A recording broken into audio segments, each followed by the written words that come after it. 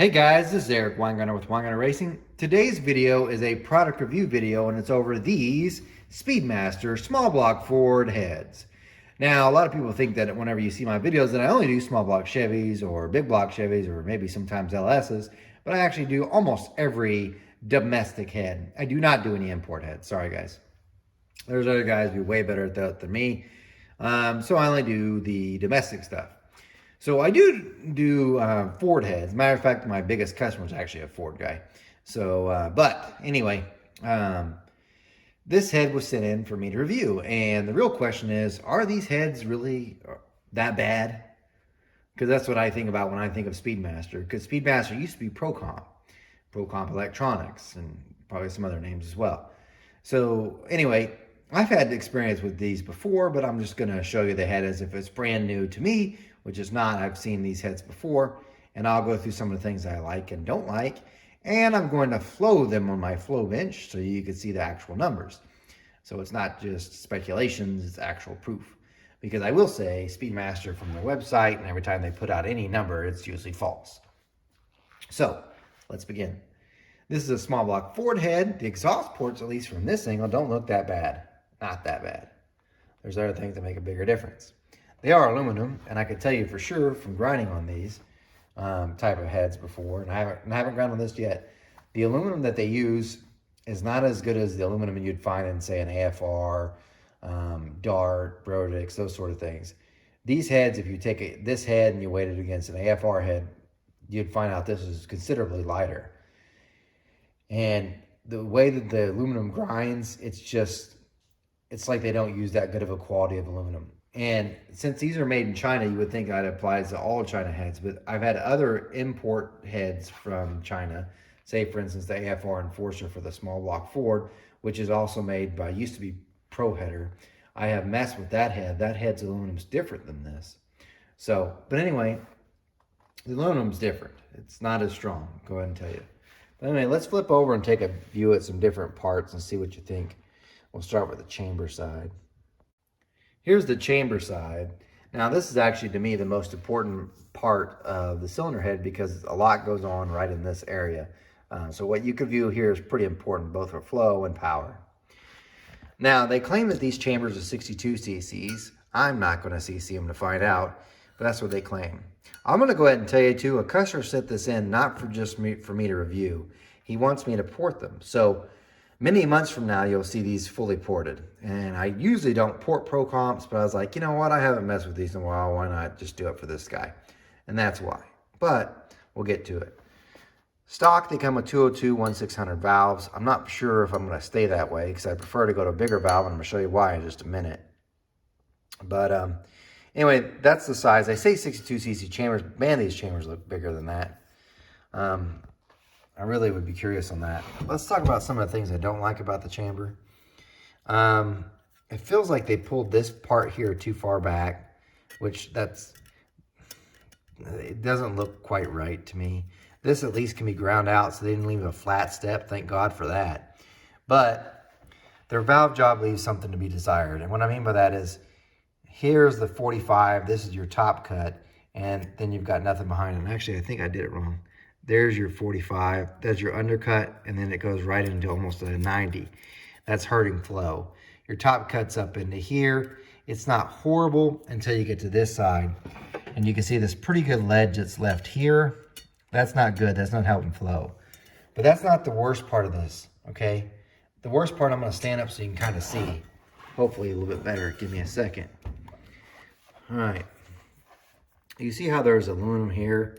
And you're like, okay, well, that's good. The seat comes into it and it's fine. I'm going to switch to this side. Okay, good. Now watch. Just nailing this ledge here. There's a ledge on this. Really bad on this one. See? This is the port, and that's the seat. In other words, the seat's sticking into the actual port volume. It should be aluminum all the way to here, not a step. So in other words, air's coming in, it's hitting that step, snagging it. And some of them, it's far worse. That one's pretty bad. You can just grab it right there. I can pull the whole head over if I want. So air hits that, it's going to hurt flow. Guaranteed. And they're that way on almost every one of them. And some spots not as much, like on the short side, looks like they've got aluminum to it. That's good. And then not, and then really not. I don't like that at all. Especially on right here on this back side, it's worse. Let me see if I can flip it around the other way so you can get a vision of that. Yep, that's it. See what I mean? I know the lighting's poor, but you see that? That's the seat itself. And look, I'm underneath it before I touch the aluminum. That is not good. The air's hitting that. And then it bounces up and comes into your stream and slows everything down. So it's going to make it look like it's flowing worse than what it is. That's bad. So hopefully if I can cut out to a larger valve job, that'll clear this up and it'll move. In other words, it's going to cut, these angles will come in steeper and it'll cut further into this seat and maybe hit the aluminum, and there won't be that step when I go porting it. The exhaust, it doesn't have a radius exhaust job. It just has like a 45, one undercut, whatever that is. And then it goes to 90, but at least there's aluminum around it. But this 90 and this transition is horrible. Let's look at this. This is the short side. It's straight. It's sharp edge right into that. So I can promise you the exhaust flow is going to be bad because it's going to come in, hit that, and it's going to suck. It's just, it won't make the turn. It's going to flip up and it closes off that zone. It's going to make it look like it's flowing worse than what it is, or worse than what that port is. If you had this head, you can easily fix this yourself by just grinding that and just radiusing that. That's an easy fix. I'm going to probably do more because I'm going to fully port it anyway, but I did want to point that out. Speaking of other things I don't like, you would think, well, that port shape, and I have to say, if I looked at this, I bet you it's pretty close to matching an actual gasket as far as the opening until you look in it. It's so pinched off. They left an extra bubble here, probably because they're casting shift so much, and on this side, see it? There's so much of it there. Man, that looks bad. That it's really shrank down that zone badly. And I know why they have those bulges. There's a better view of it. See that bulge? The reason why they have them is because their core shifts so much that they have to add extra material, so whenever they do the operation to grind for the push rod slots, it doesn't break through the port. In other words, they put more material there just to be safe so they don't get rejects. Doesn't do good for performance, I can tell you that. So that sucks. But anyway, that's what I found so far that I don't like. I will say they've changed a little bit. If you were looking back at some of the older Pro Comp castings, their seats were actually thinner than this. What I mean by that is the distance for thickness is from here to here, but they used to have them that were really thin. They'd only be like from here to here. And what one of their problems was is the seats would fall out because when the seat itself, this seat ring's thinner, it doesn't have as much press. And since it doesn't have as much press, when you have it heating and cooling, that seat can move and then eventually it can fall out. So at least this is better than what the old ones were. But typically I would just still like to have a little bit thicker anyway. This should be fine. The old one's not so much. It makes matters worse is when it was thinner and then you didn't have aluminum behind it. It was only really pressing against probably this area, which is probably the same case here. So it looks thicker and it should be fine. It's got press on the outside, but there's just not as much material as I'd like to actually hold the seat in place. It also means that register is just touching the outer edge of the seat. In other words, the register is what the seat's sitting in to keep it flat. So there's not much aluminum keeping it flat there. It's just not good. It's cheap, bad way to do things. But at least the seat itself's thicker than the ones that they had before. The one problem I've had with Pro Comps throughout the years is this seat, even though it looks fine, when you go cutting them, they cut out like butter. They just come off in waves and it's not nice material. It's like they use cheap soda cans and leftover tin metal and put it and made a seat out of it, and that's what they cut with it. It's just not good material. And what I've seen happen before in the past, and several of them, is this material itself, it'll run and it'll seem like everything's fine, and then a customer will bring it in for a refresh, and you'll see like a chip of the seat gone right here or here. And I'm not talking where the actual valve even sits. It'll be above it or below it that are just gone, broke off. And this would be like hydraulic flat tappet cam stuff. So not a lot of spring pressure from that. Very mild stuff. No signs of valve float. Just the seat just chipping and breaking away because it's brittle and not good material. So no, I'm not a fan of the Speedmaster stuff. I'm doing it for this guy because he asked. I probably won't do it for any others. Anyway, well, you've heard all this stuff and you're still wondering what that flows. Well, I'm going to put it on the bench. I'm going to put on a 4030 bore and I'm going to flow it real quick and let you know. I'm going to go ahead and tell you I'm going to use a 30-degree back cut on the intake and no back cut on the exhaust to give it the best chance to flow it best it can. But I'm betting for disappointment. There are a lot of things working against it, which I've already mentioned. On the intake side, hitting that does not help any of this. That seat back here does not help. The not having as many back cuts does not help. And the exhaust, that right there doesn't help. This doesn't help. It's going to be bad. Also in the intake, that doesn't help. So anyway, let's see how bad it really is. All right, how bad or good did it do? Let's take a peek. Here are the numbers. This is 4030 bore. I did actually use an exhaust valve, 1.6, that had a 30-degree back cut, just because that's what I found that was handy. So that I'm just letting you know. So there was a back cut on the intake valve and a back cut on the exhaust.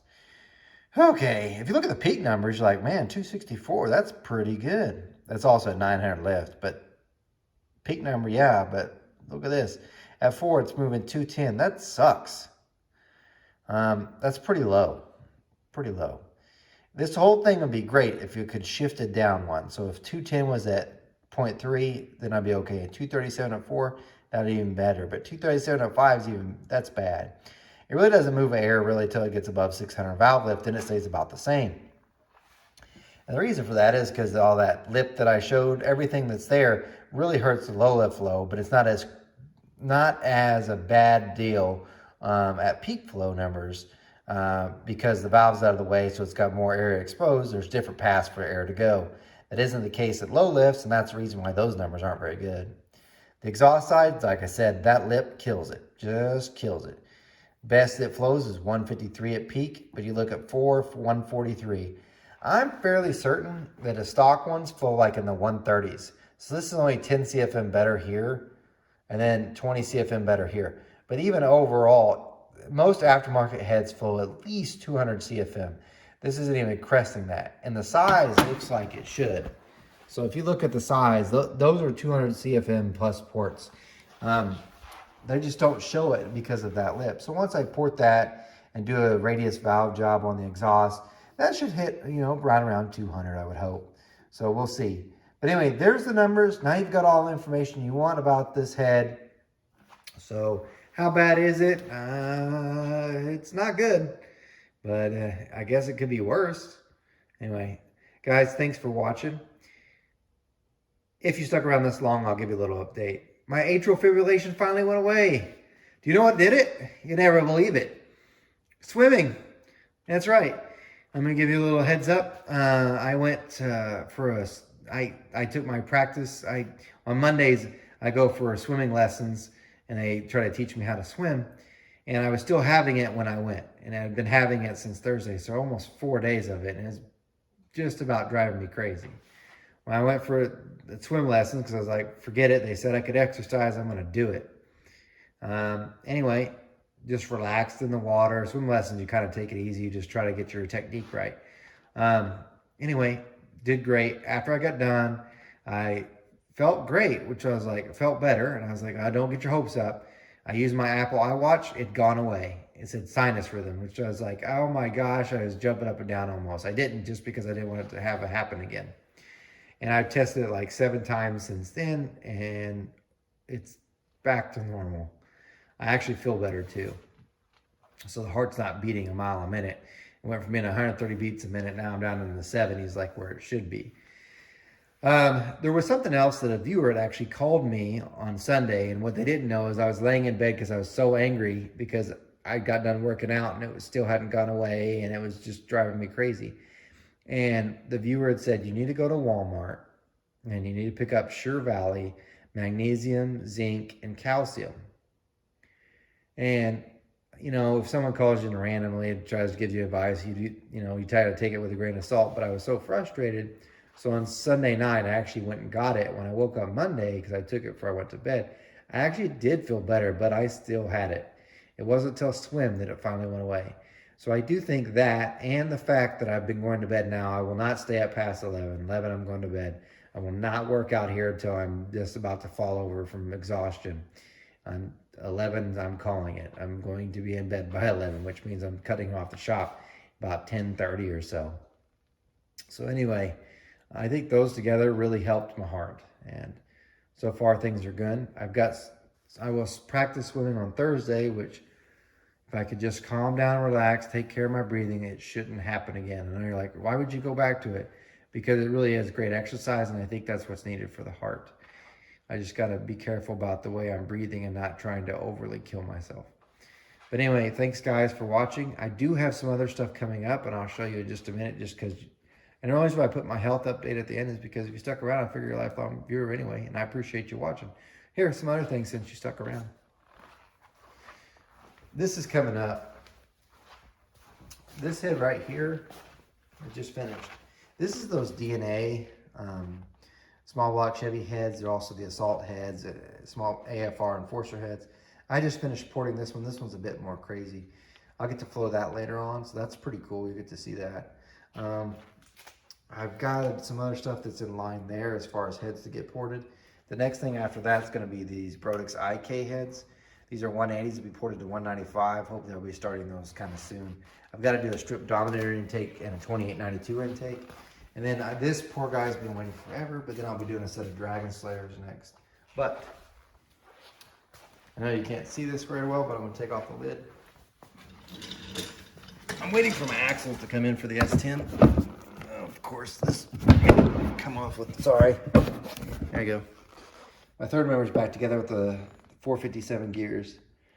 So, and I can't wait to do a video on this because if you notice that spool is the same one that was in it before, and there's a reason I can't wait to tell you guys about. But anyway, waiting for the axle so I can put this in, put it all together.